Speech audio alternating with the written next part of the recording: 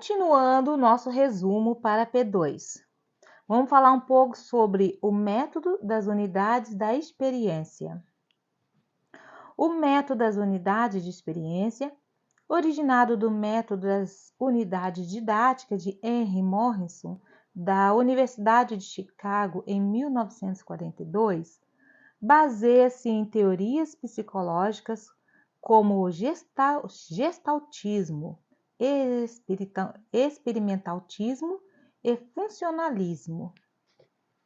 O gestaltismo influenciou a organização de unidades de conteúdo em vez de lições tradicionais, promovendo a compreensão do todo antes de analisar partes individuais. O experimentalismo enfatiza a importância da experimentação e a ação nos processos de aprendizagem, aprender fazendo. Esse método parte dos interesses e necessidades dos alunos, respeitando suas diferenças individuais. Ele envolve a organização de uma unidade didática do programa de uma disciplina, integrando conteúdos de várias áreas em torno dessa unidade. As fases do método das unidades de experiências, conforme adaptadas por Carvalho, 1977, incluem exploração ou sondagem, ou seja, avaliação do conhecimento prévio dos alunos sobre a unidade planejada. 2. Apresentação da unidade. O professor introduz a unidade de forma a despertar o interesse dos alunos, frequentemente usando atividades lúdicas, vídeos, discussões, etc. 3. Desenvolvimento da unidade. Os alunos estudam as partes da unidade usando técnicas que promovem sua participação direta e experimentação no processo de aprendizado. 4. Integração. Os alunos sintetizam o que aprende e a avaliação é realizada durante todo o processo, com verificação dos objetivos alcançados. Um exemplo de unidade de experiência para alunos do terceiro ano do ensino fundamental poderia ser o Estado do Rio de Janeiro, abordando aspectos físicos, econômicos, sociais, geográficos, históricos e científicos em torno desse tema central. Esse foi um dos exemplos de unidade de experiência. Agora vamos lá, o estilo digital da atualidade diante dos métodos de ensino. Um resumão para a gente.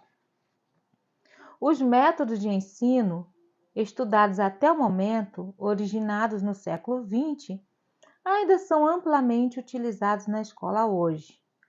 No entanto, as últimas décadas testemunharam transformações significativas na história da humanidade, resultando em novas formas de adquirir conhecimento e o surgimento de linguagens como a linguagem digital. Essas mudanças na prática docente afetarão a sala de aula, que não será mais o único ou o principal espaço ocupado por professores e alunos. Eles precisarão interagir constantemente com outras salas de aula, museus, bibliotecas, laboratórios de informática, entre outros. Isso exigirá uma reorganização das escolas, incluindo a estrutura necessária, a gestão da carga horária dos professores e a alocação de pessoal de apoio. Em relação aos procedimentos metodológicos de ensino discutidos, eles podem ser utilizados, mas de forma adaptada. Por exemplo, no método de projeto, os passos do método permanecem, mas a forma de buscar conhecimento e a maneira como o aluno se relaciona com eles podem mudar. As novas tecnologias também impactam o tempo e espaços educacionais, desafiando a tradicional ideia de sala de aula. No entanto, todas essas transformações implicam custos, e o Brasil, com grande parte da população vivendo abaixo da linha da pobreza, enfrenta desafios significativos na melhoria da qualidade do ensino público de educação básica. Portanto, a questão que se coloca é: como e para quem esse novo espaço sala de aula será moldado e acessível, dadas as limitações? Ou seja, o Brasil tem muitas limitações financeiras e de infraestrutura enfrentadas pelo país. É difícil, né, gente? A gente já fiz aqui o resumo para você. Aliás, para mim também, né, que eu estou no mesmo barco. Fiz o resumo da aula 16, 17 e agora já estamos na aula 18. Eita, que maravilha, né? Vamos lá. Resumo da aula 18. A linguagem oral influenciando os modos de conduzir o ensino. Esse é o título. A exposição oral foi um meio de transmissão de conhecimento usado desde a antiguidade, quando os sábios das tribos compartilhavam conhecimentos ao redor da fogueira. Na Idade Média, a oralidade também prevaleceu nas situações de ensino. Posteriormente, na Idade Moderna, após a Revolução Francesa, os ensinamentos nas escolas continuaram a ser transmitidos por meio da exposição oral, com ênfase na passagem do conhecimento do mestre para os alunos. A exposição oral era dogmática naquela época, com o mestre detendo o saber, e o ensino era caracterizado pelo autoritarismo do professor, valorização excessiva do conteúdo, distanciamento da realidade do aluno e avaliação autoritária. Hoje, na sociedade contemporânea, a oralidade ainda desempenha um papel importante, substituindo a reunião ao redor da fogueira por meios como a televisão.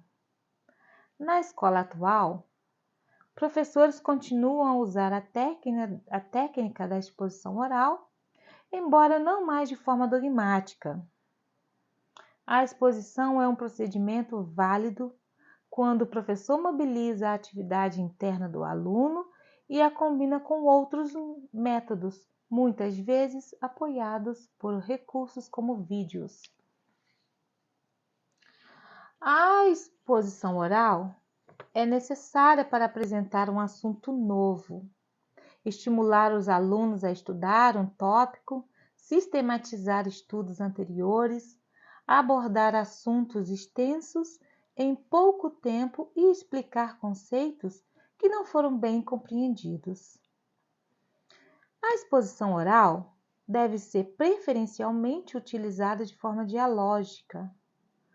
Na aula expositiva dialógica, o professor começa considerando as experiências e conhecimentos prévios dos alunos sobre o tema a ser estudado.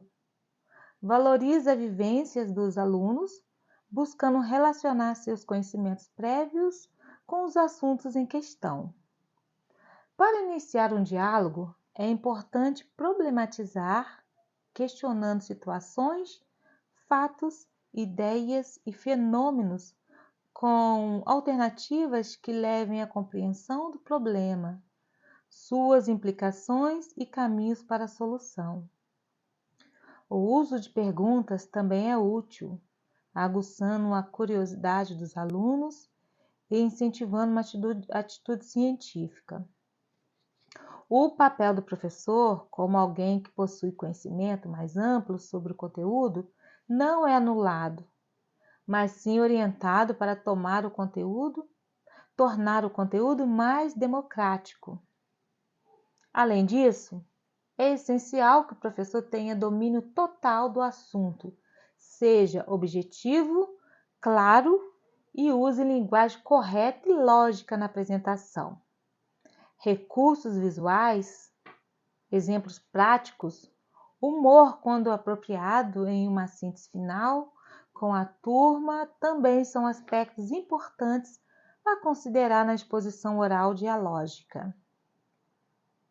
Na exposição oral, o professor, na maioria das vezes, é o centro, mesmo numa exposição democrática ou dialógica. Mas, em outros procedimentos, em que a oralidade predomina no decorrer das atividades, os alunos são o centro, como nos trabalhos de grupo. Gente, grande chance de cair isso aqui na nossa AP2. Vamos dar uma atenção para cá, tá bom? Essa questão da exposição oral. O professor, na maioria das vezes, é o centro, mesmo numa exposição democrática e dialógica, mas em outros procedimentos, em que a oralidade predomina no decorrer das atividades, os alunos são o centro, como nos trabalhos em grupos, tá? Agora a gente vai falar um pouco sobre o trabalho em grupo. Já estamos quase encerrando o nosso resumo da aula 18. Trabalho de grupo. A evolução dos estudos em psicologia, como uma ciência independente, impactou a educação, fundamentando o ensino a partir dos princípios sobre o desenvolvimento das crianças. A psicologia destacou a aprendizagem como um processo individual que ocorre no indivíduo, mudando o foco do ensino do que é ensinado para o que é aprendido. Isso deu origem a um modelo de aluno ativo e participativo, contrapondo a abordagem tradicional de ensino. Alunos ativos são engajados e participantes, como observado por educadores progressistas e liberais.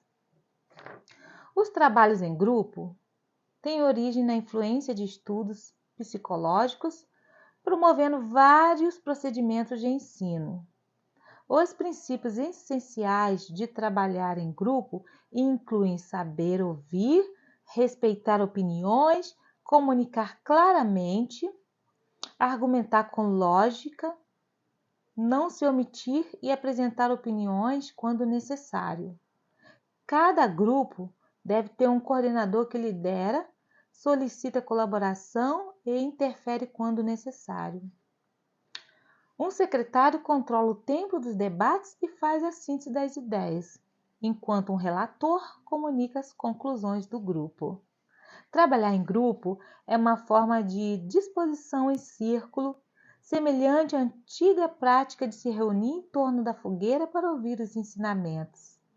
Essas atividades também podem ocorrer na sala de aula ou em outros ambientes, facilitadas pelas novas tecnologias como a internet. Alguns procedimentos, como discussão circular, GV e o GO, e tempestade de ideias, auxiliam no desenvolvimento das habilidades necessárias para trabalhar em grupo. Vamos falar um pouco agora sobre discussão circular. Nesse método, forma-se um grupo com todos os alunos da turma ou uma parte deles, com posterior troca de posições.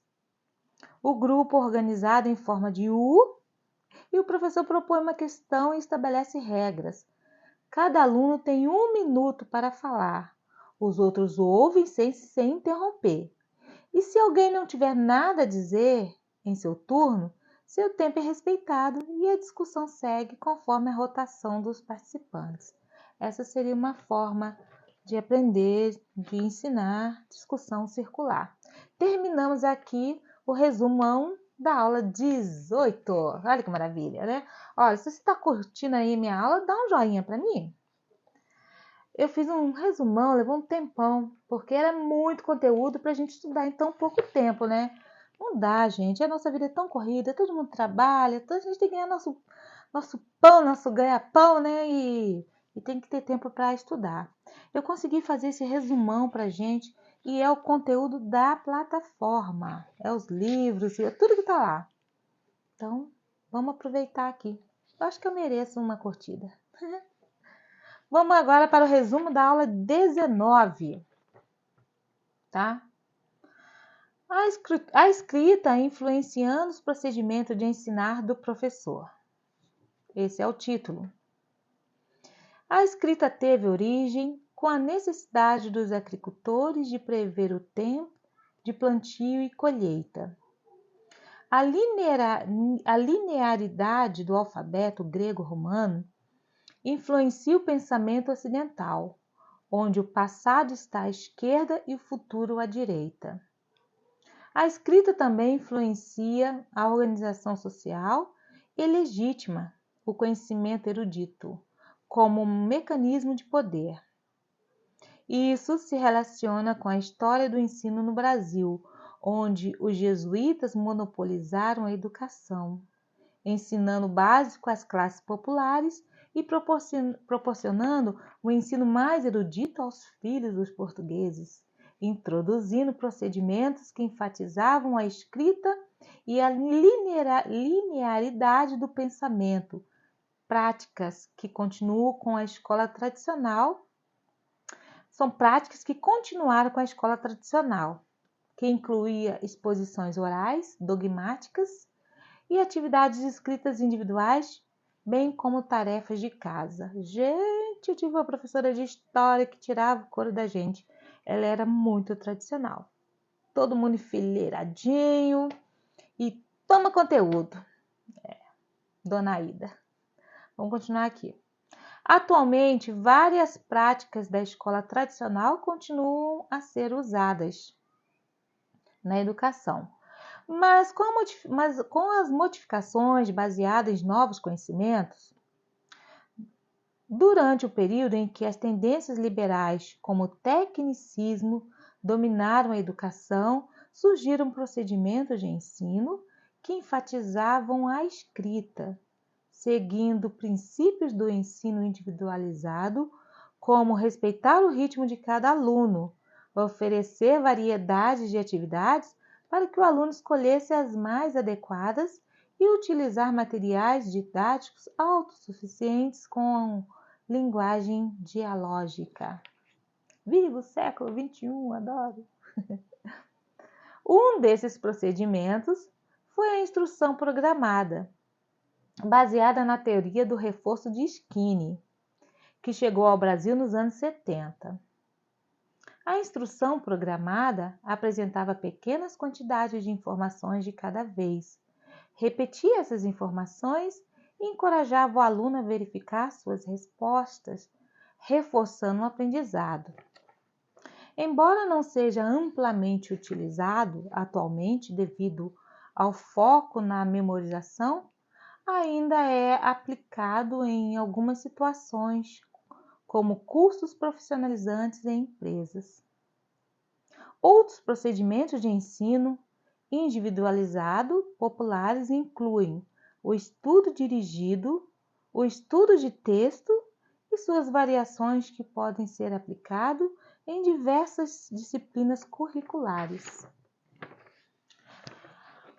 Algumas considerações sobre as principais técnicas que se utilizam na escrita.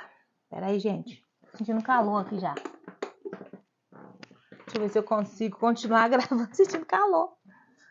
Algumas considerações sobre as principais técnicas que se utilizam da escrita. O estudo do texto é uma técnica que prepara o aluno para o estudo dirigido. Espera aí, gente.